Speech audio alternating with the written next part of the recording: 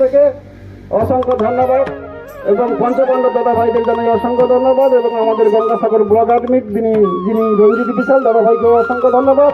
তার সঙ্গে উপস্থিত হয়েছেন আমাদের কাকদ্বীপ ব্লকের সেতু সনাদেশ দ্বারা কাকদ্বীপ ব্লক অ্যাডমিট এবং তোর সঙ্গে আমাদের উপস্থিত হয়েছেন শেখ হালিম, তোর সঙ্গে আমাদের উপস্থিত হয়েছিলেন অনিরুদ্ধ প্রধান, নারীগোপাল প্রধান, কার্তিক প্রামাণিক।